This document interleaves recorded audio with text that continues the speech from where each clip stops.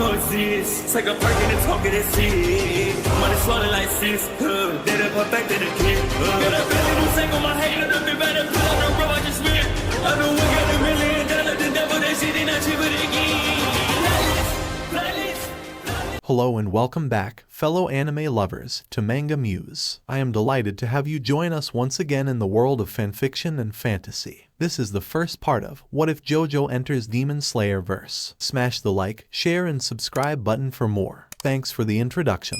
Now let's dive into the world. Here he was on a ship in the Pacific, heading to Japan. He was the former president of the US. A few days ago, he was doing paperwork in his office. He then heard a few knocks on the door. "Come in," Valentine said as the door opened and a girl walked in. It was his daughter, Lisa Valentine. Papa, are you done?" Lisa asked. "Yes, I'm almost finished," Valentine said as he was writing. "A letter arrived for you today," Lisa informed. "Another one," Valentine sighed. "No, Papa, this one is different from the rest," Lisa informed as Valentine got curious. "Really?" Valentine asked as he held out his hand to take the letter. "Yes, it's from Japan," Lisa exclaimed in excitement as she handed it to him. "Japan?" Valentine thought curiously and inspected the letter. He then froze when the envelope read that it was from Johnny Joestar. "Is everything all right?" Lisa asked worriedly. He regained his composure. He wasn't expecting a letter from his enemy. Makes sense why it was from Japan. He lives there, Valentine thought and opened the letter. He read it and put it down after reading it. "Are you all right?" Lisa asked as Valentine nodded. "It seems I need to leave for Japan," Valentine said as his daughter was confused. "For some important business and to return a favor," Valentine said as he put the letter in his pocket. "Then who will be in charge of the office?" Lisa asked. "You will be. You are passionate to work here, are you not?" Valentine asked. "Of course I am," Lisa exclaimed. "But what about you?" Lisa asked. "I am an old man. I am 66 for God's sake, so I thought that I'll retire," Valentine said. Lisa couldn't disagree with that. When she was born her dad was 50. He really needs to retire. "When will you come back?" Lisa asked worried. "Soon," Valentine said, knowing he might never come back. "I'll remember to take the first napkin, Papa," Lisa exclaimed as Valentine smiled proudly. Present time. Valentine has reached Japan, but he was nowhere near Morio. Worse, he was in southern part of the mainland, and as far as he knows Morio is on the northeast coast of Japan. That means he will be going through mountains and rivers to reach it. He would go by road, but the vehicles are not ideal for the journey. If he knew this was going to happen, he might have brought his car over. There's no use wasting time thinking about this. Valentine groaned and opened a map. Morio was northeast of Japan. Taking the road will take longer, or going straight through the mountains is risky. He decided to do both. How unsafe can this be? I have faced worse. Valentine assumed it was safe enough and started walking. He then saw a paddock. Going on a horse is much better, Valentine thought as he approached the paddock. "Hello, sir. Are you here to buy a horse?" the owner asked as Valentine nodded. "Which one will you like?" the owner asked, pointing to his horses. There was a black, a brown and a white horse. The brown and white horses reminded him of Gyro, Johnny and Diego since their horses were the same color. "I'll take the black one," Valentine said as he approached the black horse. "That will cost 3,000 yen," the owner said as Valentine got the money out and handed it to him. Valentine then got onto his horse and started his journey. A few days passed by and Valentine was halfway there. "The scenery here is beautiful along with the culture," Valentine said, thinking about Japan. Wind breezes through his hair. He can't help but think how nostalgic this was. Going halfway across the country on a horse, that is. President Valentine was kneeling down on the ground. The corpse was exiting Lucy's body, and Johnny had his finger aimed at him. "Just try picking it up, President Valentine," Johnny said, referring to the gun in front of Valentine. Valentine stretched his right hand to the gun to pick it up but stopped. He dragged his hand back. "My heart and actions are utterly unclouded. They are those of justice," Valentine said. Then he grabbed the gun from his pocket and aimed at Johnny. The gun from Tarot Universe starts colliding with Valentine's gun. Valentine shoots Johnny in the abdomen, while Johnny shoots Valentine in the neck. Valentine still held his gun and fired 2 more times at Johnny while Johnny shoots at him 3 times. Johnny gets shot in the shoulder while the other bullet misses. Valentine gets all of Johnny's fingernails to the chest. Valentine then kneels and struggles to sit straight. He hears Johnny say something, but then he gets shot in the head by Johnny. He falls on the ground. His corpse along with his stand gets dragged to the ground. Valentine woke up quickly from that nightmare. "A nightmare," Valentine gasped as he exited his tent. He brought one knowing he'll need it. It was evening. He looked around to see his horse standing up. Did I scare you too? Valentine asked as he approached the horse. Seems like it, Valentine said as he started packing up. He got on his horse and started moving again. That nightmare. I would have died. I was close to doing what I did there, Valentine thought. After a while he came across rice fields and whatnot. The roads leads to the mountain. I guess I have to go through it, Valentine thought as he started heading for mountain. Mr. Stop, Valentine heard someone say. He looked down his horse to see a small boy with a lantern. What? Valentine asked. You must not go up that mountain, the boy exclaimed, trying to warn him. Why? Valentine asked curiously. Because a family of demons live on it, the boy said as Valentine raised his eyebrow at that. Sounds like a myth. I did expect the illiterate to believe in those, but just to be sure, Valentine thought. Demons? Valentine asked curiously. Yes, mister. Man-eating demons reside on that mountain, the boy said. A country with fine art and literature has cannibals, Valentine thought. Really? Valentine asked. Yes, mister. Many people from our village never came back after going there, the boy said as Valentine was surprised. A bunch of cannibals reside on that mountain. It is reasonable to call them demons, but why doesn't someone do something about it? Valentine thought. The boy then noticed the lack of fear on Valentine's face. Mister, are you a demon slayer? Did the demon slayer corps finally send someone? The boy asked with hope in his eyes. Demon Slayer Corps. There's an organization whose sole purpose is to kill cannibals. How big is this cannibal problem? Valentine thought in surprise. Yes, Valentine said, wanting to know more. By your fashion sense, you must be a Hashira, the boy said. These Hashiras has the same fashion taste as me. Are they stand users? Are the demons stand users? Johnny, are you one of them? Valentine thought in alarm. No. But I am getting there, Valentine denied. Well then, good luck, mister, the boy said to the man who could deflect all misfortune with joy, and walked away. There's more to these demon and demon slayers than my speculations. Good grief, I guess I will find out more when I get up the mountain, Valentine thought as he started going to the mountain. When he reached the mountain, his horse suddenly stopped. He tried moving his horse but couldn't do it anymore. You're scared? Valentine asked his horse. I understand. I can smell the menacing scent all the way from here, Valentine said, looking at the mountain. Valentine sighs and gets down from the horse and ties its reins to a tree. Stay there, Valentine said to his horse, and started walking into the mountain. The thinner air and the cooler temperature did make it hard for him to breathe, but it was nothing compared to that day in the desert. He then heard someone crying. He walked to the source to see a boy. The boy was short as Lucy Steele. He wore what looked like an uniform. He had tears on his face and a blade in his hand. Please kill me.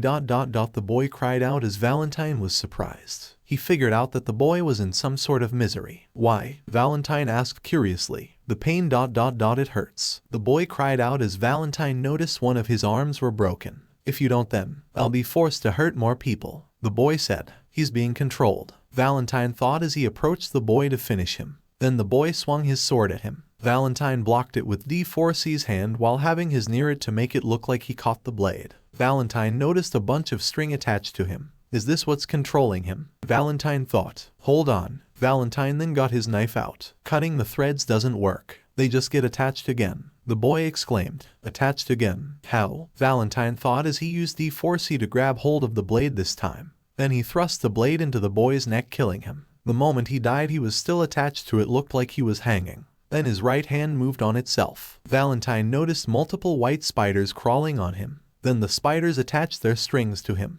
This must be how he would be attached again. I can see how this can be a problem, but however, Valentine thought as he used D4C to slice off the strings attached to him. He noticed this forest crawling with those white spiders. He used D4C to see accurately where those strings led. He wasn't surprised to see it leading further up the mountain. He was attached by the strings again. It was useless. D4C sliced those strings off. Valentine looked at the boy's corpse again. He then noticed the color of the blade he had. Wasn't this red? Valentine thought as he picked the blade up. The moment he touched it, it became slightly golden. It changes colors based on the wielder, Valentine thought as he looked at the boy again. Now that I think about it, his outfit serves like a uniform. Maybe he's one of those demon slayers, Valentine thought. They use this weapon to kill the demons. There must be a reason. I'll take this blade to kill this demon, Valentine thought. Valentine noticed there were still a lot of those white spiders, but they weren't moving. Either the puppeteer is focused on something else or someone has dealt with him, Valentine thought. Valentine then started running up the mountain.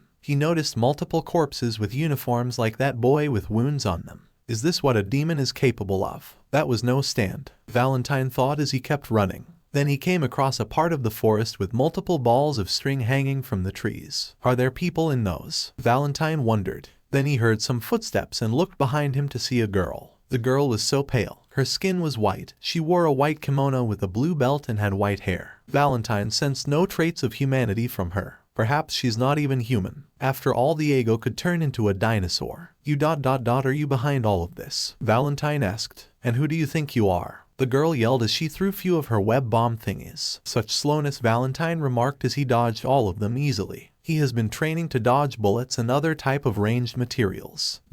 What? The spider demon exclaimed in fear and surprise. He dodged my web bombs easily. Is he a Hashira? The spider demon thought in panic. Valentine was in front of her and used the blade to cut both off her arms quickly. She was surprised at how fast her arms were cut off. Now you can't do anything, Valentine said, thinking everything is fine. Now she was confused. Wasn't this man a Hashira? Why doesn't he know that demons can grow back limbs? Taking advantage of the situation, she immediately grew her arms back. Seeing Valentine having lowered his guard and close to her, she decided to just punch his head off. She brought her hand near his head at a fast speed, but then her head was caved in like something punched her. Blood was splattered near her. It was D4C. When she was mere moments from blasting Valentine's head off, D4C manifested and caved her head in within half a second. These demons can regrow limbs ... and at a fast pace too. But there must be a way to kill them. Otherwise, why would there be demon slayers? Valentine thought as he approached her. Her caved-in head regenerated and was stunned in fear. Cutting off other body parts would be useless too if she can regenerate those. Maybe smashing her head in. Valentine thought as the demon stood up.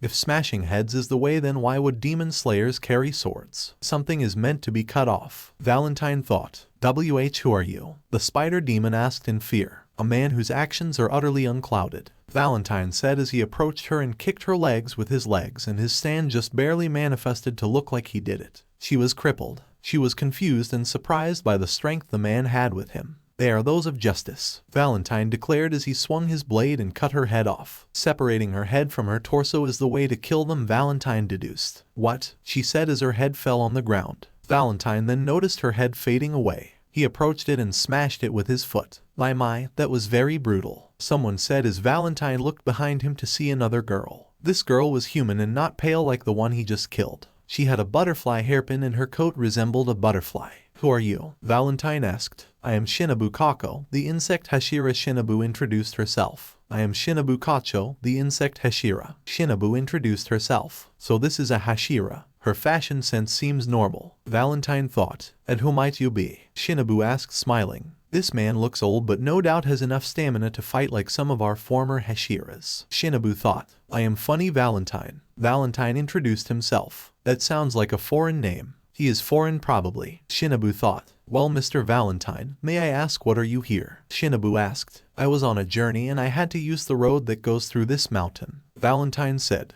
While that was true, he climbed up the mountain to investigate the demons. Well, did you know that demons lived on this mountain? Shinobu asked. Yes, a boy had told me, Valentine answered. Then why did you go up this mountain? Shinobu asked. I didn't know that these demons were another species. I merely assumed a bunch of cannibals reside here, Valentine answered. So he has fighting experience. He came here to deal with a bunch of cannibals. Even after finding out the demons aren't human, he still fought, Shinobu thought. Then how did you know that beheading demons is the way to kill them? Shinobu asked. Well, this blade is meant to cut something off other than the limbs. It really wasn't that hard to figure it out, Valentine said. Why do you have a Nichiren blade? Shinobu asked, smiling. Valentine did find her smile creepy if it stayed on her face like that forever. I picked it up. There was a bunch of corpses of those demon slayers on the way, Valentine said as Shinobu felt discomfort and sadness. Then they heard multiple sounds of footsteps. Valentine was on his guard and Shinobu noticed this. Now Mr. Valentine, calm down there, the Kakashi, Shinobu said as a bunch of people in black clothing revealed themselves. Kakashi? Valentine asked curiously. They're here to treat the injured.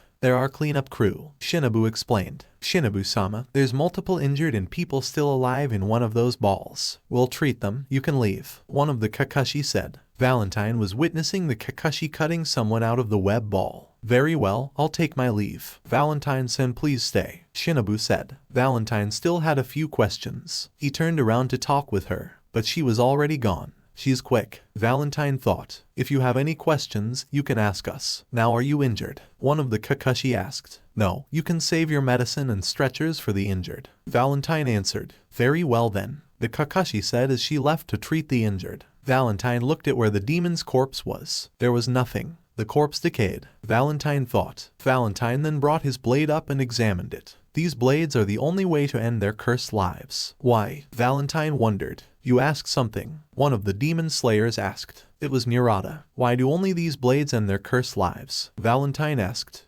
Well I don't know but that it does. It's not the only thing that kills demons, Murata informed as Valentine was curious. What else works? Valentine asked. Well, sunlight. It kills them immediately, Murata said as Valentine was surprised. Really? Valentine asked. Why yeah. That's why we fight them during the night, Murata said. So I can just get a UV flashlight and use it to kill them. I'll have to order one all the way from home, Valentine thought with a grin. Murata was surprised and creeped out by the sudden grin. So, why didn't you know all that since you're a demon slayer? Murata asked confused. I am not within the ranks of the demon slayer corps, Valentine clarified. Is there anything else you want to know? Murata asked with discomfort. Where did Shinobu go? Valentine asked. Oh, she went to support the others. One of the Kakashi answered for him. I see. Valentine muttered. How much of my fight with that demon did she witness? Is she stand user? If so, then did she saw D4C? Valentine thought. Valentine decided to explore the area and see what the Kakashi was up to.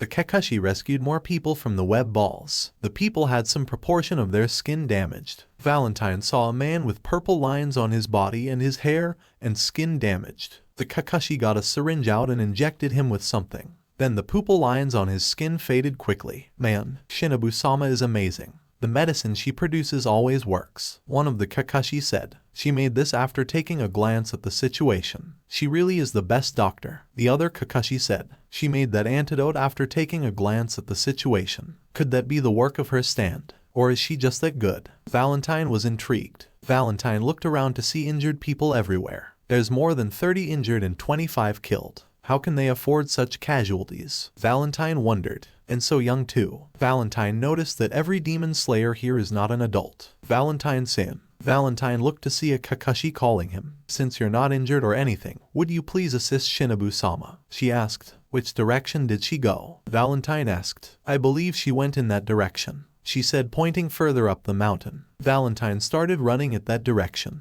I guess I can show off a bit, Valentine muttered as he used his stand to leap and reach the trees. He started running from tree to tree with the help of his stand's feet. I just get better with age, Valentine thought, and then he got tired. He stopped on a branch to take a break. It seems he doesn't have much stamina as he used to. Never. Mind, Valentine admitted while trying to catch his breath. Then he saw two girls running. One of them was bigger than the other one. Valentine noticed that the bigger girl had the Demon Slayer Corps uniform on her, and she was trying slash the swift little girl with bamboo in her mouth. That small one is a demon, Valentine thought. Nezuko was jumping around dodging the slashes. Message, Kawa, a crow yelled as Valentine was startled to see a crow speaking. Bizarre indeed. The crow is probably their means of communication, Valentine thought as the crow continued. I have a message from the headquarter, Kawa the Kasugai crow said. Tanjiro and Nezuko are to be taken in custody and brought back to the headquarters, the crow said. What did they do? Break some rules? Probably, Valentine assumed.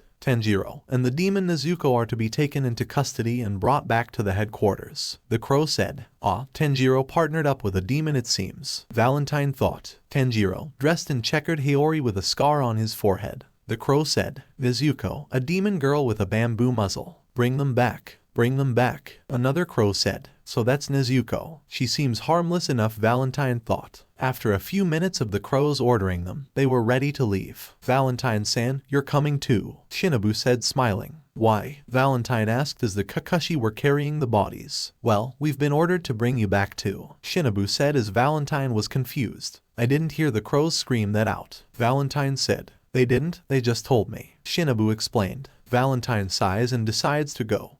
He needs to learn more about Japan's demonic problems anyway. So Valentine was waiting in the front of the mansion with the Kakashi. He won't be speaking with their superior until the trial has concluded. Tanjiro has broken core rules by protecting a demon who is supposedly his sister. When Valentine saw Tanjiro, he couldn't help but think about Johnny. He had a lot of scars on his body but still survived. Like Johnny Joestar. So who's going to be the judge? Valentine asked curiously. The master of the mansion and the demon slayer core, Kaguya Yubayashiki. A Kakashi answered for him. And if he's guilty? Valentine asked. They'll probably give him a death sentence and kill him. Another Kakashi answered. Isn't that illegal? Valentine asked. So is carrying swords, and they do it every day. The Kakashi said. Then heard a lot of screaming. Poor boy. A Kakashi said. He's not being murdered, he's fighting. Valentine thought. Say, what are those flowers? Valentine asked, trying to focus on something else. Oh, those are wisteria flowers. The Kakashi explained.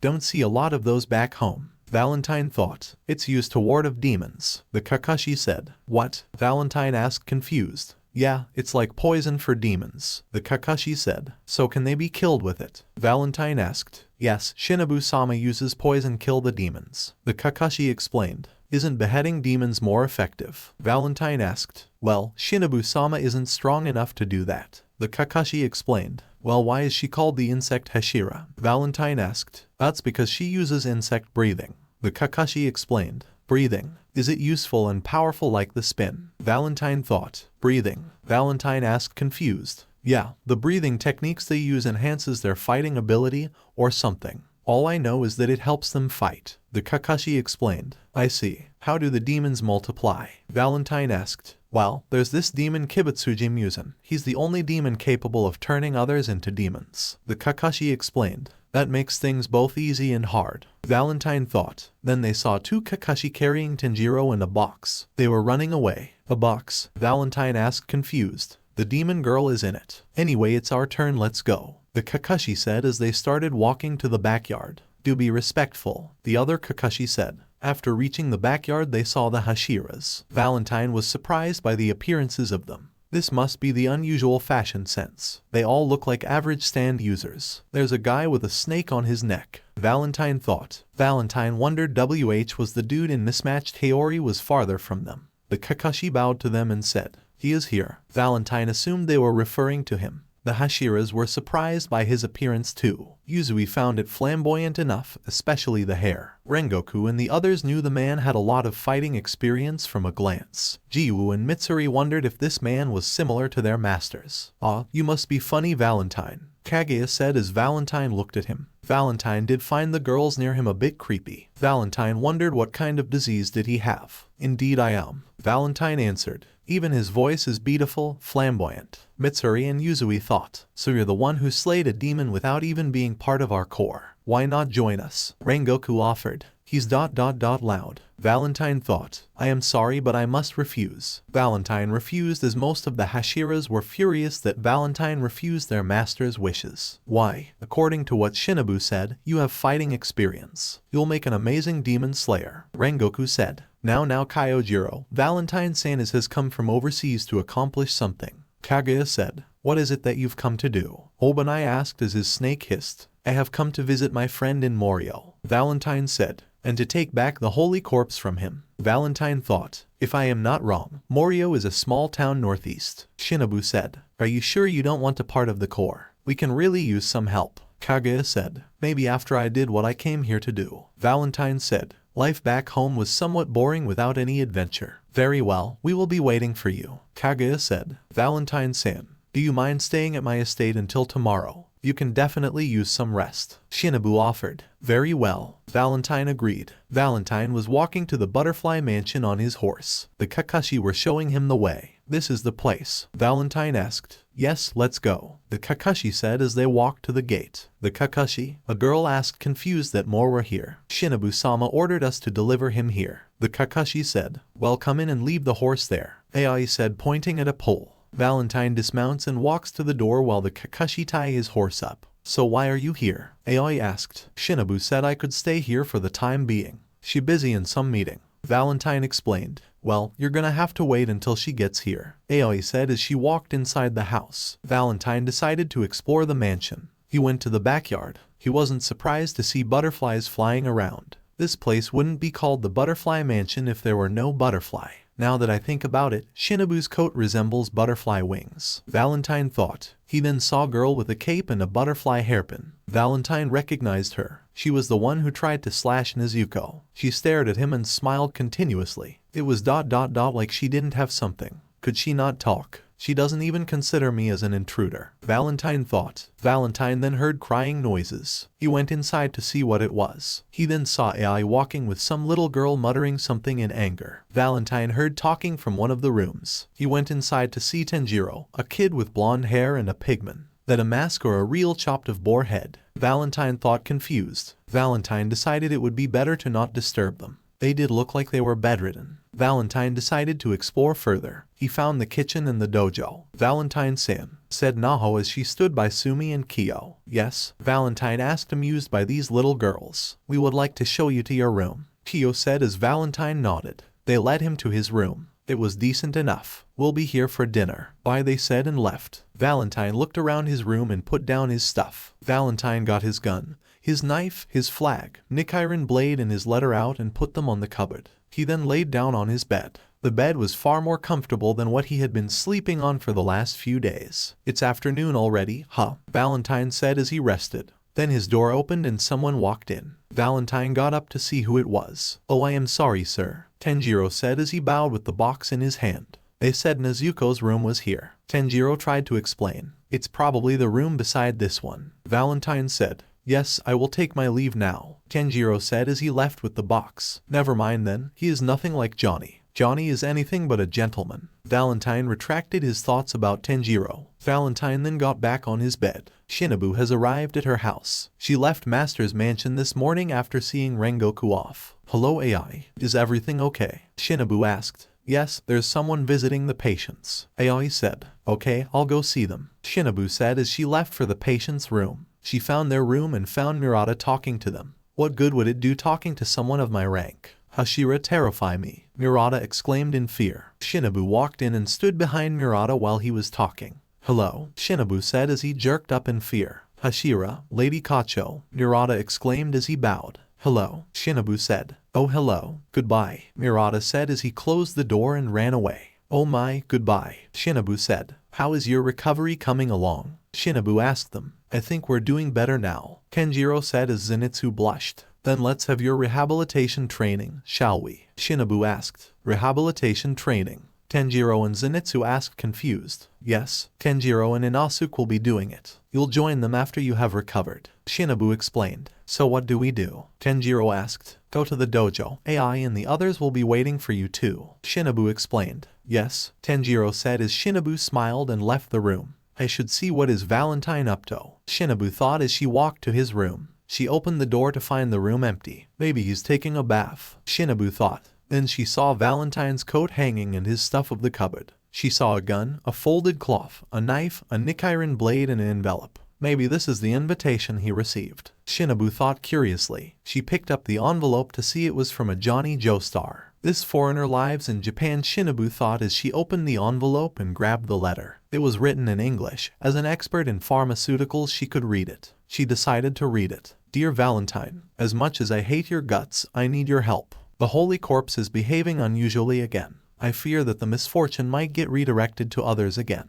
It seems that without your presence the misfortune doesn't get redirected beyond our reach, instead it goes to the nearest person other than the user. I do not want another incident like 1891 happening again. Please get your ass here in Morio and maybe take back the Holy Corpse. Its presence has turned leaves into stand users. I don't want this getting out of control. Your enemy, Jojo. Shinobu was frankly confused by what was said in the letter. The door opened and Valentine walked in. Valentine was surprised to see her near his things. What are you doing? Valentine asked suspicious. My, I am just examining your gun, Shinobu said as she turned around with his gun in her hand. Shinobu had a short nosebleed when she saw shirtless Valentine with that hair. Valentine looked to see the envelope where it exactly was, so he didn't suspect Shinobu of reading it. Put it down, Valentine said as Shinobu puts it down. Say, why don't you join us on our rehabilitation training? Shinobu asked. Valentine assumed this training would train him how to use his stamina properly, so he decided to agree. Sure, Valentine agreed.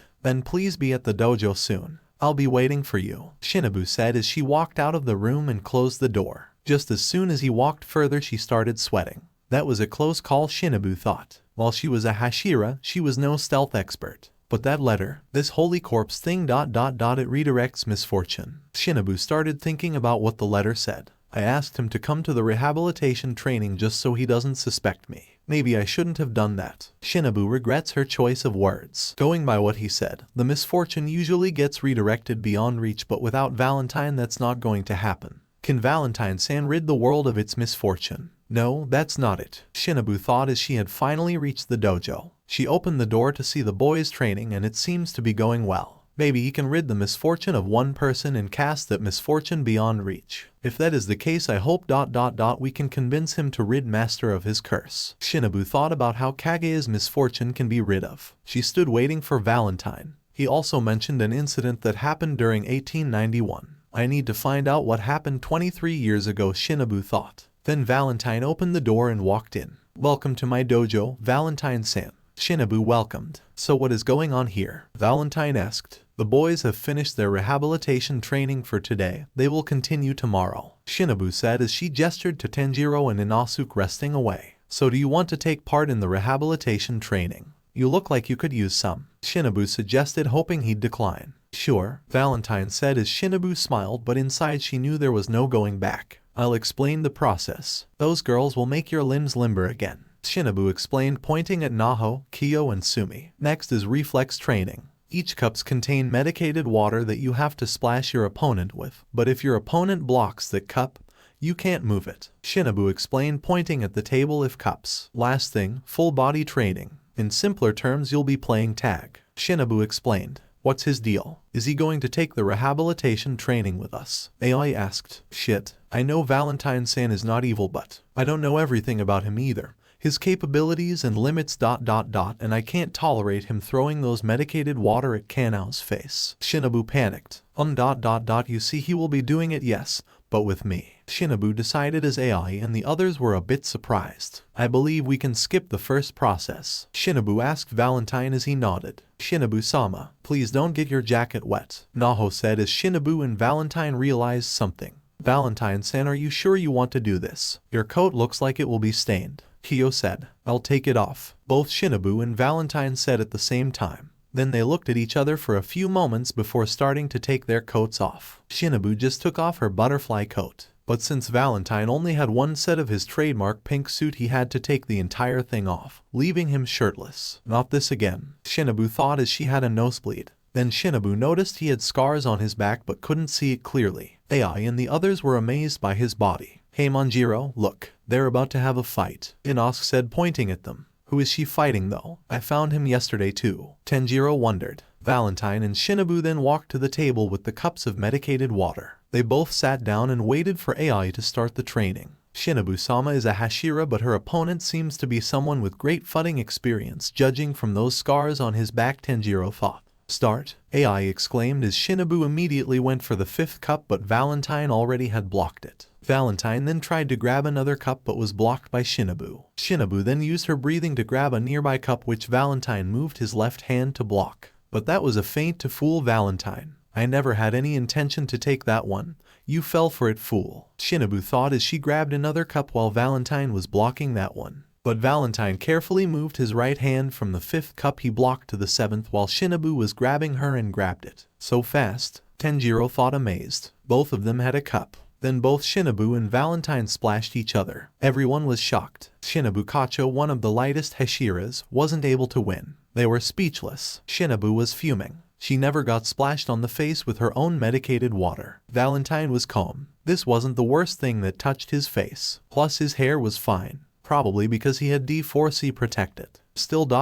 for a non-stand user, she did fine. Valentine thought. It's a stalemate. AI hesitated but declared nonetheless. His reflexes are no joke. Tanjiro thought. Kick her ass, yellow-haired man. Inosuke cheered for Valentine. Do you want to try again? Shinobu asked as she realized her uniform was stained too. She had a vein popping up but the water hid it. I refuse, Valentine answered. And why is that? Shinobu asked. I am pretty sure matching your reflex is a win, Valentine said as he stood up, grabbed the towel in Naho's hand. How did he do that? I didn't see him use any breathing techniques. Wait, that letter said something about leaves being turned into stand users. What does it mean? Shinobu thought. Next up is ... full body training. Aoi said as they got ready. Shinobu took a stance while Valentine struck a pose. Shinobu was confused as was everyone else. A pose? This pose must mean so nothing, otherwise why would he do that? Shinobu thought. Then she felt a menacing aura from him. Is this pose his ability? I didn't see him using it against that demon. A pose? Shinobu thought. Begin, Aoi said as Shinobu swiftly circled Valentine. Valentine then did a 180-degree turn in a moment and faced her. Shinobu realized something. That's right, a stand user. He must be a stand user. He's standing. That may sound normal, but Shinobu thought as she dodged Valentine trying to catch. So is breathing. We use breathing to combat and enhance our physical abilities, and just like that he does something similar by standing. Shinobu thought as she dodged Valentine again. But to her surprise she tripped, which allowed Valentine to catch her. Everyone was left speechless once again. But this time they were more shocked because Shinobu actually lost. My, it seems you've won, Shinobu said smiling. Then she noticed how sweaty Valentine was. Maybe he's lost some of his skills like Kyojiro's dad. Shinobu thought, why don't you go take a rest? You must be very tired, Shinobu suggested as Valentine immediately started walking away. Just as I thought. He may not have a bunch of stamina like us, but his speed is enough, Shinobu thought. How could you lose, Lady Kacho? Ai asked as her girls stared at her along with Tanjiro. Inosuke was celebrating. Shinobu glanced at Valentine before he closed the door. She realized the scars on his back resembled the American flag. Let's just say that he is faster than me, Shinobu said. Then she realized she hadn't dried her face after getting splashed. She then took the towel from Ai's hand and started walking out of the dojo. Just like we use different breathing forms for different results, these stand users like Valentine uses different poses for different results. Shinobu thought, assuming she may have lost the battle but won the war. And another thing is that he is American. Something must have happened during 1891 in America and I must find out what. Shinobu thought, determined. Shinobu was sitting in her room thinking about Valentine. I need to find out who Valentine really is. Shinobu decided to investigate Valentine's origins. She started by going through the evidence she has of his backstory. Something important happened in America in 1891. Something important between Valentine and Johnny Joestar regarding the Holy Corpse, Shinobu thought. Unfortunately for here, there weren't a lot of books about American history in Japan. She needs search the biggest libraries or find an American and ask them. She decided to start by finding the library. The information could be in libraries in Kyoto or Tokyo. None of the rural bookstores have anything regarding their history, I am certain, she thought. She then walked out of her room. One thing she knew about Valentine was that he's absurdly fast. Back during the reflex training, he wasn't even standing to use his stand ability. She didn't see him striking a pose with his fight with that demon. She could tell that he was holding back. She walking to the exit of the mansion. Shinobu. Valentine called her as she wasn't expecting to see him. What is it, Valentine-san? Shinobu asked. Are there any postal offices near? Valentine asked as Shinobu was surprised. He wants to send a letter. Shinobu thought. No, there isn't any near here. How about you give me your envelope and I'll make sure it gets delivered, as long as it's within the country, Shinobu suggested. There was a post office 3 kilometers away, but Shinobu was curious about Valentine's letter. Make sure this envelope gets delivered to the manager currently residing in the Eastern Hotel in Tokyo, Valentine ordered. Yes, I'll make sure, you don't have to be worried, Shinobu said as Valentine walked back inside. Shinobu then inspected the address to where the letter will be sent. It seems it's supposed to go to the heir of this foreign company who is currently residing in the Eastern Hotel. Shinobu couldn't read who it was supposed to be sent to. The handwriting wasn't familiar. Ai, Shinobu called as she came. What is it? Ai asked. I'll be leaving the mansion for a few days, Shinobu informed. I will take care. I hope you have a safe travel, Madam Shinobu, Ai said as Shinobu left the mansion. The capital of the country was really busy. Shinobu was aware of the technological advancements Japan has made, but it is rarely present in her life. So every time she goes to places like this, she is surprised. She wasn't in her uniform, so people wouldn't suspect her. Since she was here, the first place she headed to was a library. It was a popular one too. Hello, welcome to my library, an old man greeted who is the librarian. Hello, nice to meet you, Shinobu greeted back. Nice to meet you too. Now what kind of books are you looking for? The librarian asked. About history, Shinobu said. We've got books about the history of Japan, China, Korea, India and others. Which ones do you need? The librarian asked. From America, Shinobu answered. Well, I don't have much about their history, well just 40 years of their history with us, the librarian explained as he walked to a bookshelf. Shinobu followed him. He then grabbed a book and gave it to her. This book contains history about them. We learned about it from Americans and people who went there. The librarian explained. Thanks, this'll do. Shinobu thanked as she grabbed the book. She then walked to a table and sat down. She started reading through it. She learned many things like how they fought a war over slavery, how they got their independence from Britain, how their government works. It seems this country is democratic and is ruled by a president who gets elected by the people. Some honorable presidents are Abraham Lincoln, George Washington, and Woodrow Wilson is their current president. Shinobu thought. She then found an important article about the world's biggest race,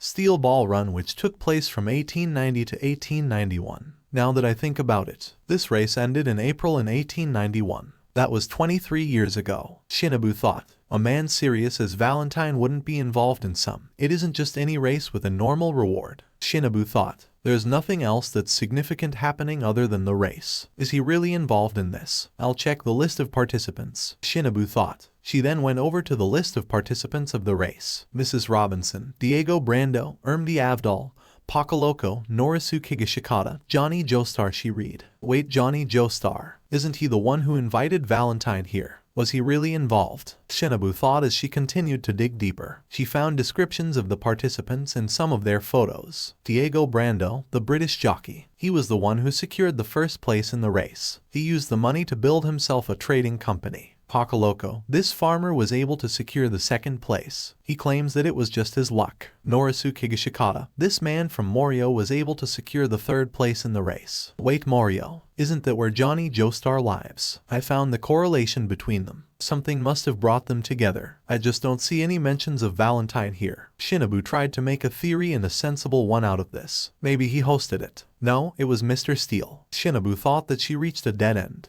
I can see that you're very enthusiastic about the Steel Ball Run, the librarian said as he noticed her. Well, this race does sound interesting. Shinobu admitted as she wanted to ask something. Mr. Librarian, what can you tell me about Johnny Joestar? Shinobu asked. Jojo was an extraordinary racer among them. You know why? The librarian asked. Why is that? Shinobu asked. Because he a cripple who made it to the end of the race, he said as Shinobu was surprised. Hold on, a cripple? Shinobu asked surprised. Yes, being a cripple didn't stop him from racing. He said, how is he a stand user if he can't stand? Shinobu thought. Do you have any more information regarding Johnny Joestar? Shinobu asked. Well, no. I am sorry. He apologized. Maybe he knew Valentine as a stand user and were his friend. Was he crippled so he couldn't stand? Shinobu thought. I heard there's a foreigner living in the Eastern Hotel. Maybe you could ask him more. He suggested. Thank you. I'll see what I can do. Shinobu said as she walked out of the library. If I want to dig further then,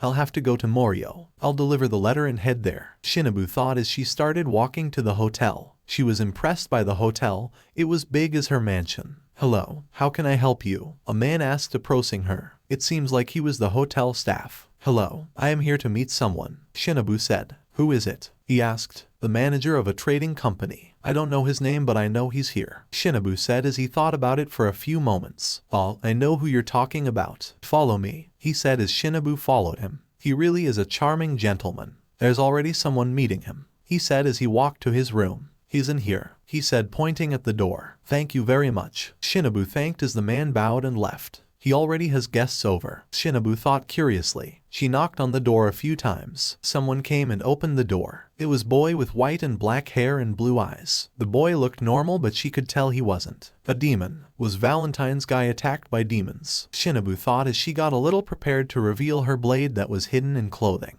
How can I help you? He asked as he held the door open. I am here to meet with someone, Shinobu said as he glared at her. Let her in, Yushiro. Shinobu heard the voice of a woman. A woman, and this boy Yushiro seems to work under her. Are they disguising themselves as humans? They don't know that I am a Hashira, Shinobu thought as Yushiro opened the door. She expected a corpse when walking in but she was surprised to see a woman in a blue kimono. There was some someone else sitting on a table with her. It was a man with blonde hair with 3 holes, pink clothing with a hole exposing his chest. This boy looks a lot like Valentine. He has real relatives. Shinobu thought that he was related to Valentine. Hello, nice to meet you, Shinobu greeted as she walked inside. Nice to meet you too. Now how can I help you? He asked. This man isn't a demon. I don't think he knows that these two are demons. I need to do something. Shinobu thought. I came here to deliver a letter from Funny Valentine. Shinobu said. I see that Valentine didn't send the usual mailman. Is this of his safety precaution? he asked. Well, there was no post office near him and I wanted to come to the city anyway,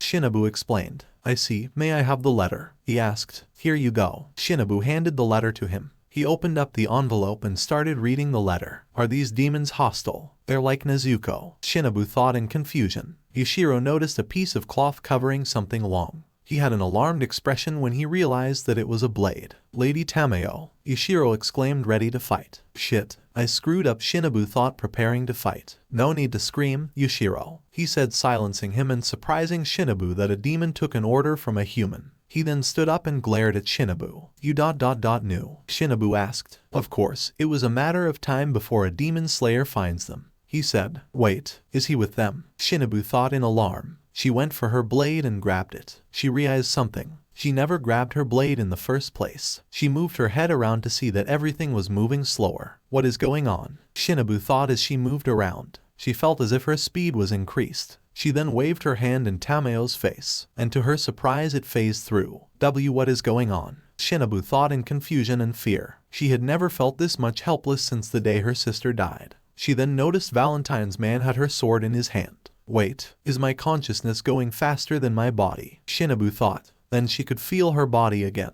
She could move her limbs again. What just happened? Shinobu exclaimed as she took a stance. Shinobu was the weakest Hashira and without her blade, she can't do anything. That, I believe, is what I call the life shot. You were thinking faster than your body, he informed as he had her blade in his hands. Why are you working with demons? Shinobu exclaimed. Well, we're fellow doctors. Plus she has taught me a lot of things, he explained. We're not like other demons, Tameo said as Yushiro glared at Shinobu. He then unsheathed Shinobu's blade. They all were surprised by it. Tameo immediately understood why it was like that. Yushiro felt like mocking her but didn't because Tameo's glare told him to not do that. I thought you behead them, he asked, confused. Shinobu stayed silent. She's weak. She can't behead them, so she poisoned her blade instead, Yushiro explained. Indeed, it seems there is wisteria on this blade, he said as everyone was surprised. He found that out just by examining the blade. They all thought surprised. But if you try to hurt my friends again, he said as he glared at Shinobu, I will not be gentle, he threatened. Shinobu was paralyzed in fear by his threat. Tell Valentine he will get what he desires at your mansion,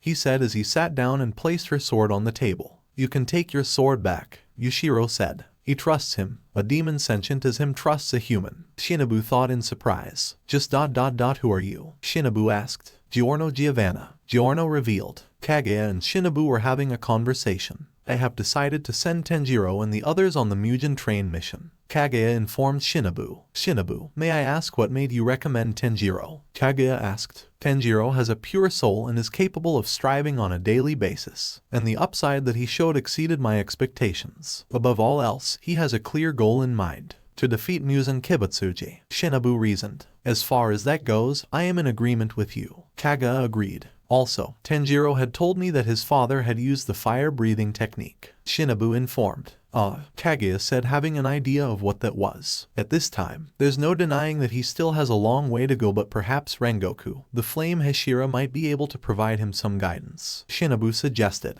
Yes, considering his sister who won't devour humans even after becoming a demon, as well as his encounter with Kibutsuji, it might very well be Tanjiro's destiny, Kaguya said as Shinobu couldn't help but agree. Shinobu, I heard you went to Tokyo a few days back, Kaguya asked as Shinobu felt discomfort talking about that topic. Yes, master. I went there to deliver a letter from Valentine, Shinobu informed. And? Kaguya asked, fully knowing Shinobu wanted to investigate. She didn't say anything but realized master knew the real reason she went there. Well, I found out that Valentine has a... Shinobu tried to find the correct words. Secrets? We all do, but what does he know that you needed to investigate? Kaguya asked. After I convinced him to join him on our rehabilitation training, I saw his capabilities. I found out that he has something called stando power, Shinobu informed as Kaguya got serious. So you saw him use his stando power? Kaguya asked. Yes, Shinobu confirmed as Kaguya smiled, thinking that Shinobu is a stand user. So what is his stando ability? Kaguya asked. It's this, Shinobu exclaimed as she struck a pose similar to the one Valentine struck that day.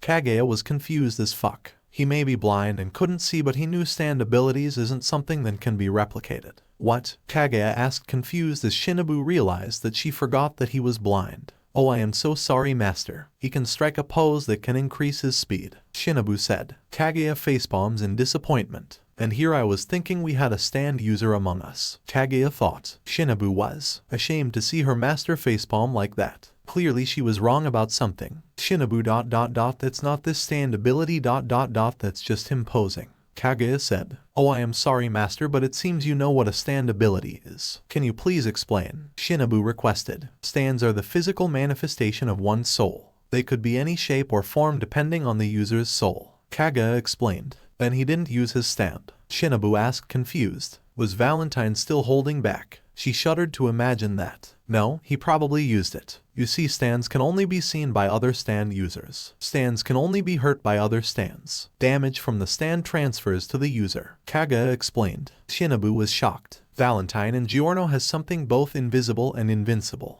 Well, normal people can't hurt or see it ... that's probably how I got hit by Giorno's life shot. I won't make it easy for him again, Shinobu thought. Wait, are there any demon stand users? Shinobu exclaimed in fear after that thought crossed her mind. We wouldn't know if there even is one. Kaguya answered as Shinobu felt discomfort. So I assume you met another stand user in Tokyo. One that works for Valentine? Kaguya asked. I don't know if he works for him, but I know that they're friends. Shinobu answered. I see. Kaguya said. What do we do? Shinobu asked. Try to get Valentine and his friend on our side. Real stand users will be useful to fight the demon ones if there's any. Kaguya said. I will try ... my best. Shinobu said. Shinobu has arrived back at her mansion. She saw AI beating the carpets in the backyard with the girls. Shinobu-sama, welcome back. Sumi, Naho and Kyo greeted. Hello, Shinobu greeted back. So they left already? Shinobu asked, talking about Tanjiro and the others. Yes, they all left already. AI informed. I hope they succeed on their mission. Shinobu said. Oh, Valentine left too. AI said as Shinobu was surprised. What? Shinobu asked surprised. He said that he has rested enough and went on his journey. AI explained. I do hope he succeeds. Shinobu said smiling, but inside she was fuming that Valentine just slipped from her hands. The Mugen Train. Journeyed through the Japanese landscape at a fast pace. Some were amazed by this vehicle like Tanjiro and inosuke. Others like Zenitsu, who has been on one before, wasn't amazed but enjoyed the ride nonetheless. They had just eliminated a demon with the flame Hashira, Rengoku. After checking their tickets, they were resting. Unaware to them, Valentine was also on the train. This train was headed north towards Morio, so he was here on it. The train conductor just checked his ticket. Valentine decided to lay back and observe the view outside. Johnny, I am coming for you, Valentine mumbled. He then felt really tired and couldn't keep his eyes open. Eventually he closed them and fell asleep. Valentine was walking through the White House. His soldiers and people saluted him as he walked. Then a soldier walked to him. Sir, he's ready for execution, he said as Valentine nodded. Keep him ready, Valentine ordered as the soldier nodded and left. Valentine walked to the balcony of the White House. There was a crowd of people waiting for him. They cheered in joy when they saw him. He waved his hand in return. Then he moved his finger to his lips, motioning them to be silent. It took them 10 seconds to be silenced. My people, we have won the war against Canada. We have Great Britain kneeling down before us, France fighting by us, Germans making our drinks. The entire world fears us, for we are the best country in the world. Valentine exclaimed as they cheered. Our enemies, traitors, allies didn't want this to happen. They wanted us to fail. But we prevailed, Valentine exclaimed. We suffered misfortunes such as bribery, theft, racism, sexism, but now we stand on equal grounds, Valentine exclaimed. All men weren't created equal, but I made all men equal. I made their dream, the American dream, come true, Valentine exclaimed as the crowd cheered in patriotism. There is ... and there was a traitor who didn't want the misfortunes of this country to be gone. I will execute him here, Valentine declared. Some guards then dragged a man with a bag on his head in front of the crowd to see. Valentine got his revolver out and walked to him as the crowd watched. This man, Valentine exclaimed as he took off the bag on his head. It was Johnny Joestar. He was mere moments from ending my life and this reality, Valentine exclaimed as the crowd booed Johnny Joestar. Valentine aimed his revolver at Valentine's head. Any last words? Valentine asked. This isn't reality, Johnny exclaimed as everyone laughed that Johnny was in denial. But Valentine was in deep thought. This isn't reality. I was on a train, Valentine recalled. He looked around to see everything look real, but something was wrong. That's right, I was on a train ... but how did I get here? Valentine wondered. The gun was shaking in his hand as he hesitated to shoot Johnny. That's right, I felt tired and fell asleep. Valentine remembered as he put his gun down. Everyone was confused. Why did their president do this? Wasn't he about to shoot him? Is this dream the result of a stand attack? Valentine wondered. Then Valentine brought the gun to his head. Can I summon D4C? Valentine wondered and tried to summon him. Valentine aimed the gun at his head. There's a chance that D4C is being used by me in the real world, Valentine thought as he put his finger on the trigger. The crowd and his guards were distraught and were starting to panic. Valentine pulled the trigger. The bullet went through his head. Valentine woke up to reality with a gasp.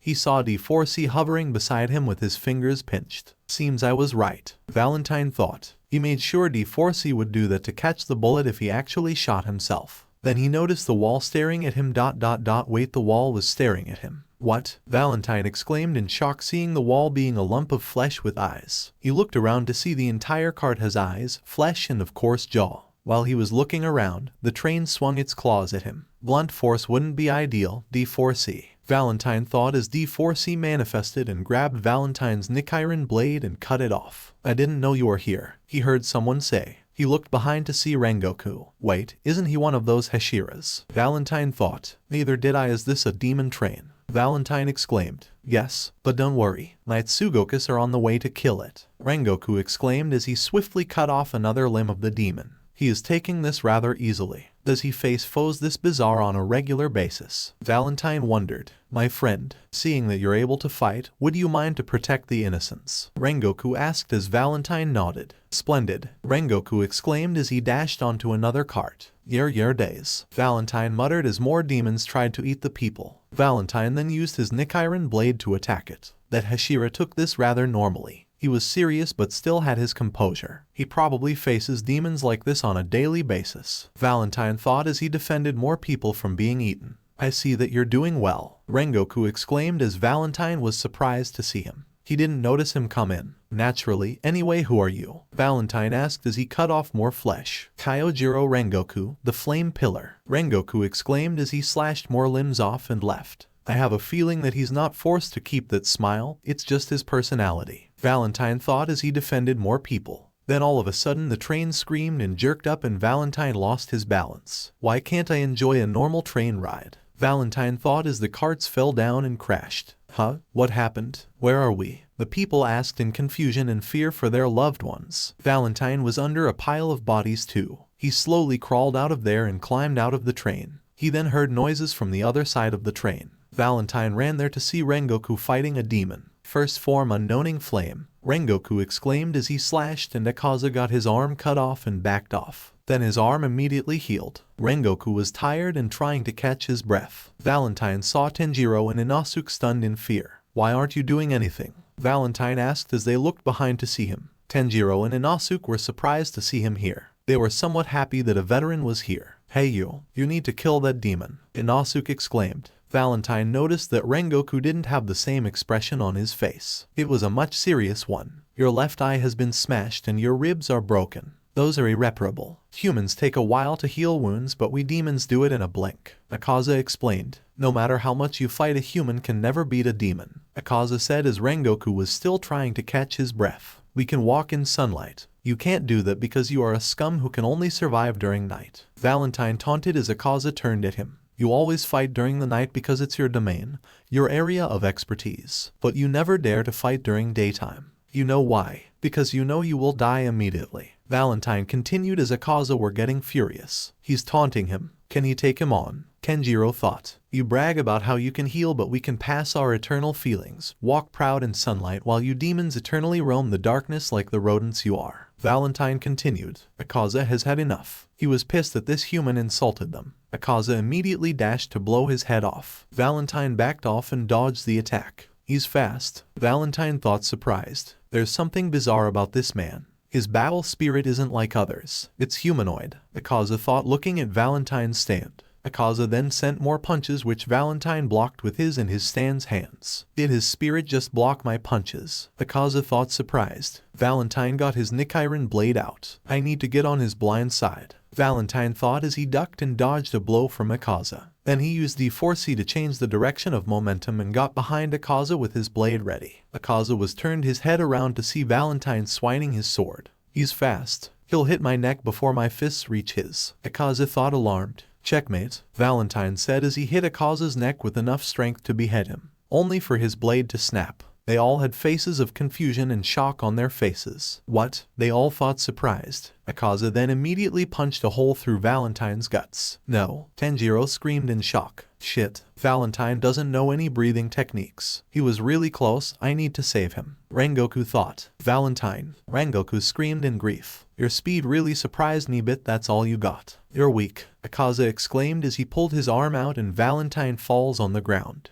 I hate it when weaklings get between our battle, Akaza said as Rengoku glared at him. Rengoku fired up as Akaza could see his fighting spirit. Kyojiro, why? Akaza asked confused. I will fulfill my duty. I will not let you kill anyone else, Rengoku exclaimed as Akaza admired him. Flame-breathing esoteric art, Rengoku exclaimed as his fighting spirit powered up. What a tremendous fighting spirit. Amazing aura despite those injuries. That mental strength. That airtight stance, Akaza exclaimed astonished. Kyojiro, you have to become a demon after all. We'll fight for eternity, Akaza exclaimed as he prepared to face Rengoku at his best. Set your heart ablaze. Go beyond your limits, Rengoku thought. I am the Flame Hashira, Kyojiro Rengoku. Ninth form Rengoku. Rengoku used his ninth form as he dashed like a ball of fire at Akaza. But then something else came into Akaza's vision. Something like a cloth that's colored red, white and blue. Rengoku got close enough and put all he got into his swing wide dashing at Akaza. Rengoku swiftly swung and there was rubble everywhere, but then something happened, or it would be better to say that something didn't happen. What happened? Tanjiro asked confused. He couldn't smell the demon anymore. The smoke cleared and they just saw Rengoku looking around in confusion. Where did he go? Rengoku exclaimed in confusion. Did he run away? Inosuke exclaimed as Rengoku doubted that. I don't smell his presence either, Tanjiro informed. What? What happened? Where am I? Akaza exclaimed in surprise. His body exited through a flag. You're in another universe, someone said as Akaza looked to see Valentine with a flag. What? I killed you, Akaza exclaimed in surprise. He doesn't even know what happened. And who are you? Akaza heard someone say. He looked behind him to see Rengoku and his weaklings and himself. What do you mean? Who are you? Akaza exclaimed in confusion. So you're an imposter, other Akaza said. Then all of a sudden Akaza starts bleeding. He feels like his cells have been busted. I knew you were an imposter. You're weak, other Akaza ridiculed. Akaza kneeled on the ground and was struggling to stand up.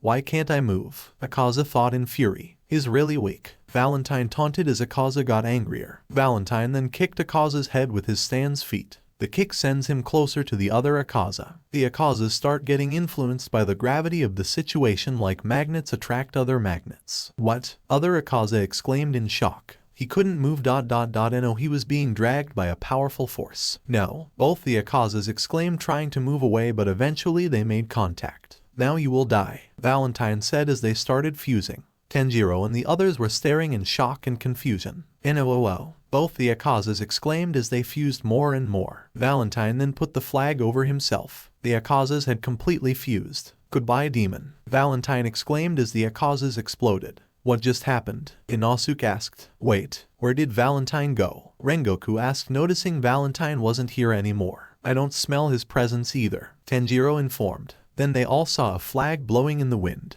It was red, white and blue. Then they saw a hand come out from the other side of the flag. Wait, that glove. Rengoku and Tanjiro thought, recognizing the glove. A figure seamlessly exited the flag. What? They all exclaimed in shock, seeing Valentine come out of a flag. How are you alive? Inosuke exclaimed in shock. Why, I saw him die, Tanjiro thought. Rengoku, Valentine said. Yes, Rengoku exclaimed. Your injuries may be vital, but they won't be permanent. I recommended that you wait at the Butterfly Mansion for my doctor to arrive. He will fix you up, Valentine suggested. I shall do that, Rengoku exclaimed, though he had some questions. How are you alive? Inosuke asked. I died back there. I didn't come back from the dead, Valentine said. Then how are you alive? Tanjiro asked. I have something called a stand, Valentine said. Oh, a stand user. I have never met one but heard stories of one. That explains a few things, Rengoku exclaimed as Tanjiro and Inosuke were confused. A stand user? Tanjiro asked. Stand users have ghosts with their own blood demon arts fighting for them. Rengoku gave a simple explanation.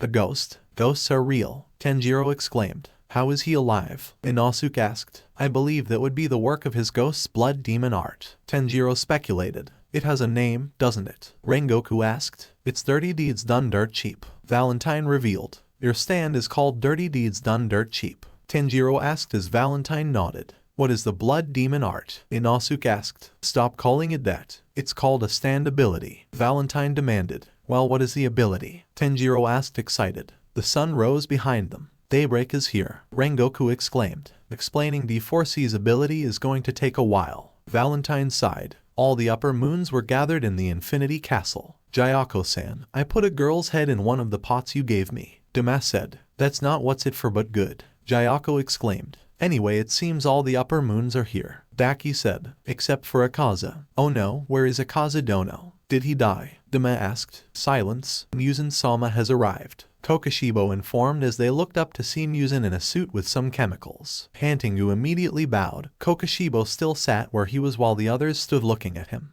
Akaza is gone. The 12 Kazuki are incomplete, Mugen informed. No, now Akaza Dono. Wow, Dama mimicked crying. Did a Hashira kill him? Daki asked. Bring Jutaro out. Kokoshibo ordered. With one final swing from a Hashira, Mugen answered as they were surprised that a Hashira did that. Then Jutaro exited Daki's body. What's going on? Jutaro asked. Then he realized all the upper moons were here along with Mugen. Akaza died. Gyako answered him. What? How? Jutaro exclaimed in surprise. Some Hashira killed him with one swing. Gyako informed as Jutaro was about to ask more questions. So about the blue spider lily in Yubayashiki's hideout. Have any of you made any progress? Mugen asked, knowing they haven't. Forgive us, Mugen-sama. Hantingu begged. Jutaro and Daki remained silent. Forgive me, Mugen-sama. I don't know any detective work. Is there anything else I can do? Dama asked. I have no excuses. Yubayashiki is hiding. Skillfully, Kokoshibo said. It seems I have went soft on you all since you're all my upper moons. I don't even know why you all even exist. Mugen said in fury. But Mugen-sama, I have information. Gyako exclaimed. I detest change. Mugen said as he held Gyako's head in his hand. Mugen-sama is holding me. Gyako thought excited. Change is for the weak. We must remain unchanged. It displeases me that an upper moon was defeated after 113 years. Mugen said as Nakaim used her biwa and Gyako's head dropped to the floor. Confirm your information and take Hantingu with you. Mugen ordered. Yes, Mugen-sama. Gyako agreed with joy. I am sorry I wasn't there. Shinobu said as she looked at a bedridden Rengoku. It's alright, Rengoku exclaimed. No it's not. You're injured. Ai exclaimed. But the upper three was killed. Master will surely be happy, Rengoku exclaimed. He is, Shinobu confirmed smiling. That's good to hear, Rengoku exclaimed. So Valentine is a stand user? Shinobu asked, wanting to get more answers about his stando power. Indeed. He got rid of Akaza so fast and seamlessly that I didn't even notice, Rengoku exclaimed. So what is his stand ability? Shinobu asked, wanting to know that since the very beginning. He said that he can travel to other universes. Rengoku didn't exclaim. What? Shinobu was confused. Travel to other universes. What does it mean? I have no idea how it works either, Rengoku exclaimed as Shinobu was infuriated. Rengoku-san, you should rest in your bed and don't move. Your injuries might reopen. Naho said. Don't worry little one, I'll be fine, Rengoku exclaimed. And what about that guy Valentine told you about? The one that will heal you? Zenitsu asked. Zenitsu. Tanjiro and a sleeping Inosuke were laying down on a bed near them. I have no idea but I trust Valentine.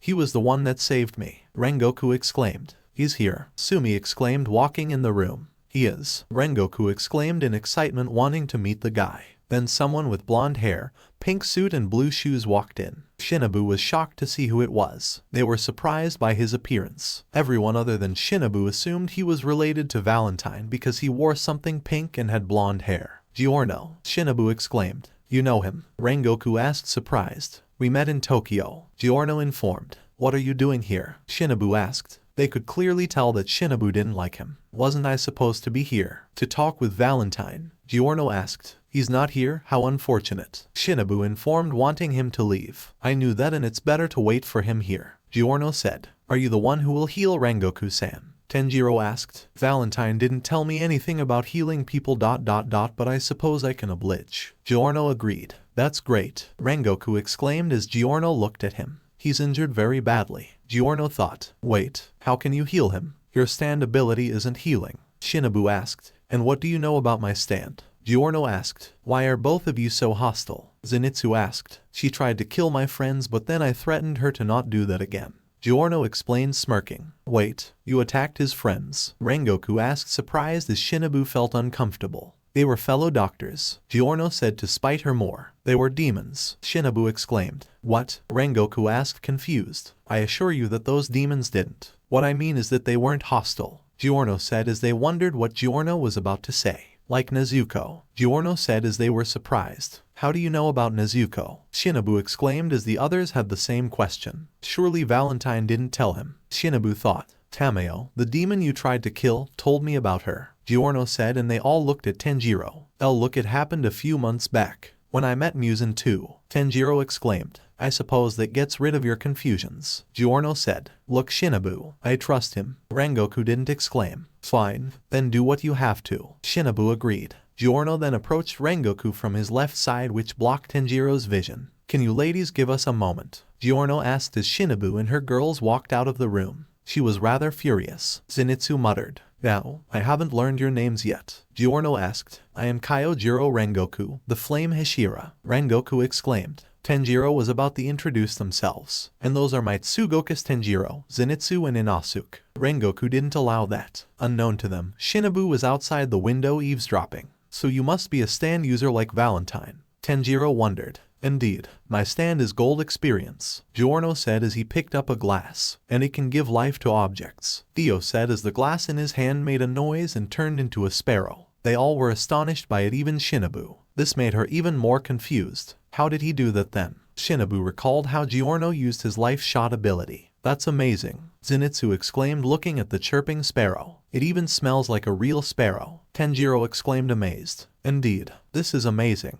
Rengoku exclaimed. So I suppose you know how I'll be healing you, Giorno asked. Indeed, Rengoku exclaimed as Tanjiro and Zenitsu was confused. Huh? Tanjiro asked. He's going to create an eye and put it in my head, Rengoku exclaimed as they felt uncomfortable. That sounds painful, Shinobu thought. Success is guaranteed, but so is pain, Mr. Rengoku, Giorno warned. Hahaha, pain won't stop us, Rengoku exclaimed proudly. Giorno then picked up a piece of rubble and put his hands near Rengoku's smashed eye. I am ready, Rengoku exclaimed. Giorno then moved the injured eye out, replaced it with the rubble while it turned into an eye. He held it there for a few moments and his eye was replaced. Giorno then moved out of the way for Tanjiro and Zenitsu to see. I can see again, Rengoku exclaimed, looking at them. It worked, Shinobu thought, surprised. Wow, your new eye looks exactly like your other one, Tanjiro exclaimed, amazed. It hurt more than I thought, Rengoku exclaimed as Zenitsu winced. Amazing, Zenitsu muttered. So how did this happen? I thought you were like an elite demon slayer, Giorno asked curiously. I was fighting the Upper Moon 3. He was Mugen's top 3, Rengoku exclaimed. Sounds powerful, Dio muttered. Indeed, he was fast, strong and healed very fast, Rengoku exclaimed. Valentine then tried to deal with him and he did. Somehow, Kenjiro said, not understanding how D4C works. What happened between Valentine and the demon? Giorno asked. I have no idea. He gets impaled, then the demon vanishes and Valentine appears out of a flag, Rengoku summarized. How did he heal? Zenitsu asked, hoping Giorno can clear their confusion. He never did. He just passed his stand to another Valentine,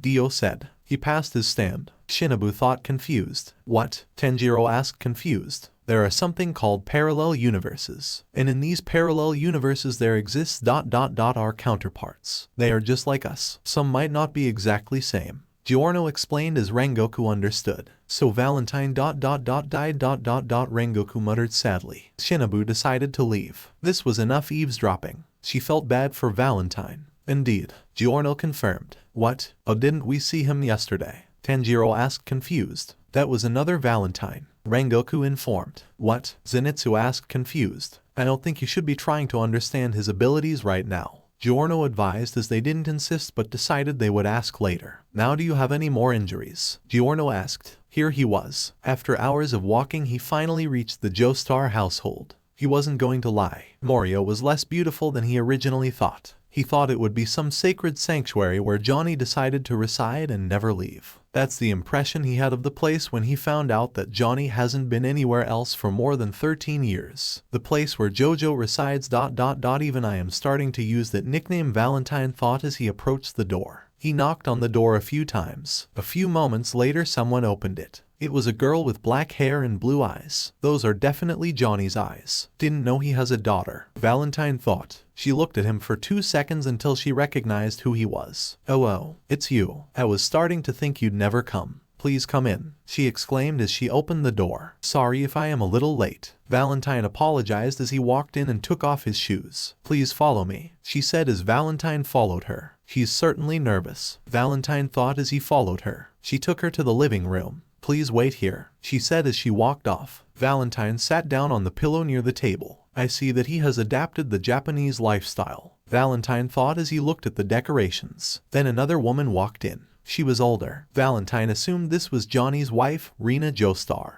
Where is Johnny? It's noon, and where would someone be at noon? Valentine wondered. Hello, Mr. Valentine. I hope the journey hasn't been too dangerous. Rena said. It wasn't dangerous enough. Valentine said. I assume you came across some demons. Rena asked. Your assumptions are correct. Valentine confirmed. Well, it's not every day that the ex-president of America visits us, Rena said as her daughter walked in with a tray of sake and green tea. This is my daughter, Jolin Joestar. Rena introduced her. Nice to meet my dad's enemy, Jolin said as Rena felt uncomfortable. Was that sarcasm? Valentine wondered as Jolin poured some tea. Does Mario deal with demons too? Valentine asked. No, they stay away from us for some reason. It could be the corpse, Rena said as Valentine was surprised that she knew of it. So where is Johnny? Valentine asked as he drank some tea. They all had grim expressions on their face. Father died 13 years ago, Jolin revealed as Valentine choked on his tea. What? Valentine exclaimed in shock. Valentine just finished hearing the story of Johnny's death from his family. So his head was crushed when you found him? Valentine asked. Yes, I don't know what happened. He cured us but Rena struggled to speak. He sacrificed his life for us, Jolin said. Valentine knows what Johnny did to cure his son. An equivalent exchange. Then who wrote the letter? Valentine asked. It was Big Bro. He wrote it and brought it to America, Jolin explained. The corpse we were able to figure out what it does, Rena said. It redirects misfortune. I don't know why he had it with him, but I don't want to condemn others to the misfortune we suffer, Jolin explained. I see, Valentine muttered. My husband told me about you how he fought you, Rena said as Valentine felt uneasy. Apparently, he took it from you. He doesn't trust you but... Jolin hesitated. If anything unusual happens because of the corpse and things are getting out of control, we must return it to you, Rena said as Valentine was puzzled. I thought he didn't trust me, Valentine thought. Things got out of control, Valentine asked curiously. Yes, it seems redirecting misfortune isn't the only thing it does. It puts sickness in other people, Rena explained. I know what you're talking about, Valentine said. You do? Jolin asked. Those who have been exposed to the holy corpse gets a stand, Valentine explained. A stand? Jolin and Rena asked confused. This, Valentine said as he manifested D4C. They were surprised seeing it. What is that? Rena exclaimed. Is this a STSND as well? Jolin exclaimed as she brought her stand out. It has a similar height and build to Jolin. It wears what appear to be a pair of sunglasses varying in darkness, obscuring vertically ridged eyes. 4 blade-like protrusions run over its head from the top of the jaw to the back of its neck, bordering the sides of both eyes. Cones truncated at a length of 1/3 the width of its head protrude from the region of the ears. It wears elliptical shoulder pads with a snakeskin pattern and hexagonal knee pads. Several patches of its lightly shaded body reveal a fibrous interior, wound horizontally. Its forehead, neck, arms, and the area from its midriff to the top of its feet bear small, evenly spaced studs, bumps. Valentine wasn't surprised that she has a stand since they could see his. Stone free, that's what I named it. Because I want us to escape this stone ocean, Jolin exclaimed proudly. Rena was happy that Jolin was fighting for her freedom. What stone ocean? Valentine asked confused. I have no idea either. I assume she's talking about the corpse binding us to this place, Rena said. It's the other way around, isn't it? Valentine thought. Yep, Jolin said. Hold on you didn't bury the corpse, did you? Valentine asked. No, Jojo warned us to never bury it, Rena said. Then how come people have been exposed to it? Valentine asked confused. I don't want to talk about it, Jolin said uncomfortably. She showed it to others, Rena answered. Anyway is there a way to cure the sick people? Jolin asked. No, there isn't, Valentine answered as they were shocked. They thought those innocent people would be cured. What? Jolin and Rena exclaimed. That means they're going to do because of me, Jolin asked emotionally. Yes, I suppose. Valentine answered. Please, Mr. President, take the corpse back, we don't want to meddle with the flows in the world. Rena begged. You haven't even seen the world. Valentine thought about Diego's stand. Valentine finished drinking his tea. Very well, I'll take it back. Valentine agreed. He made it sound like he didn't want it, but he was happy to get it back. Please wait here, Rena said as she left the room. Valentine noticed Jolin had tears in her eyes, probably sad because of all the deaths. Her stand seems to function similar to Diego's and mine. That's all I can learn from looking at it. I have no idea about what it can do. Valentine thought. It's kind of sad, giving the corpse away. Despite everything, it has protected us from demons. Jolin said with sorrow. Are you sure it was the corpse? Valentine asked curiously. If not, then why don't the demons attack Morio? Jolin asked. This town is farther away from where most demons eat. They have more things to worry about, like the demon slayers. Valentine speculated. Demon slayers. There's demon slayers. Jolin asked as Valentine was surprised. You know about demons but not the slayers. Valentine asked confused. Well, the demons we know of them as the legend goes. Jolin tried to excuse herself. Look, we didn't think of them as demon slayers and more like. Jolin tried to find the words. Saints? Valentine asked. Yes, saints. That's the one. Jolin exclaimed. Except the corpse is the saint. Valentine thought. We've been told that they're legends who can bend the elements to their will to bring the demons down.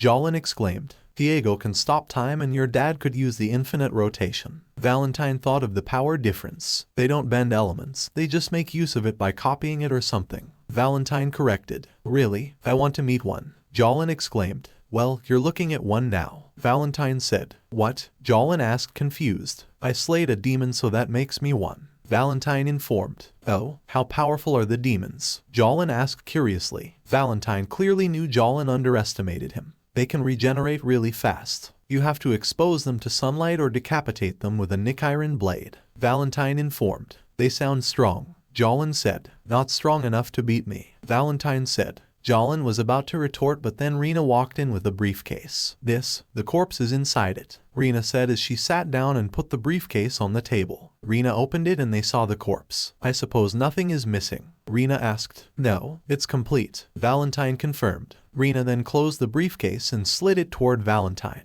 Valentine was about to grab the handle until Stone Free grabbed hold of his wrist. Valentine and Rena were surprised. Did they plan to ambush me? No, that's not it. Not when the real corpse is here. Valentine thought. Jojo, what or why? Shut up, Mom. I don't know who you think you are, but Dad took the corpse away from you for a reason and I am not letting you have it. Jolin exclaimed as Valentine wasn't surprised. You want to keep the corpse? Valentine asked. Shut up. If you try to do anything, then I'll break your wrist. Why should we hand over the corpse to you? Jolin exclaimed. Looks like she needs some convincing. Valentine thought. If you continue to keep the corpse, then a demon might stumble upon it and become stand users. It's already a pain in the ass killing one, and I don't think we can afford to face one with stando power. Valentine said. Liar. This corpse has been keeping the demons away. If you take it away, then. Jolin was interrupted. Tell me how long has the demons been kept away? Valentine asked. For 100 years. Jolin exclaimed. Your dad took the corpse 23 years ago. That means the corpse did nothing. Valentine informed.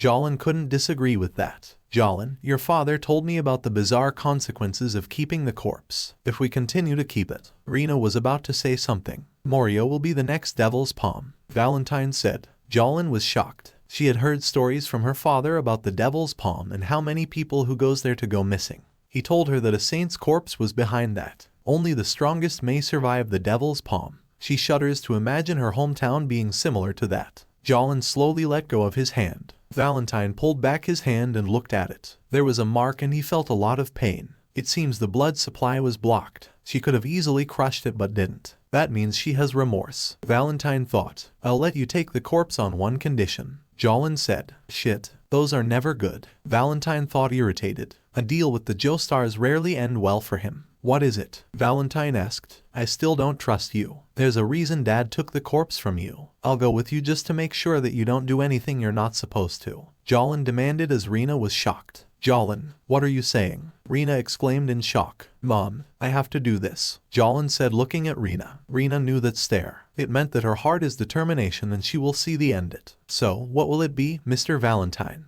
Jolin asked, looking at him. I have no choice, Valentine thought while his eyes were shadowed. Fine, so be it, Valentine said as he took the briefcase. Jolin, Rena said with tears in her eyes. Don't worry, Mom. I'll send you a letter every month, Jolin assured. She is a problem. I don't think I can deal with her. If I send Dio to deal with her, then he'll start asking questions. Diego will find out about the corpse, Valentine thought. Not to mention that he doesn't know if he can beat the world even with Love Train. Even fucking Johnny couldn't beat him. Jolin and Valentine walked to door along with Rena. Rena waved them goodbye as they left. So, let's go, Jolin asked. Yes, but before that, bring out your stand and bring it closer, Valentine asked as Jolin did so. Valentine then brought D4CR and punched Stone free in the head, sending Jolin flying. She crashes into some bush. What was that for, you bastard? Jolin exclaimed. For almost crushing my hand and underestimating me, Valentine said as Jolin got up furious. You wanna go? Jolin exclaimed. Her first day with this man wasn't going well. Save that fight for later, Jolin.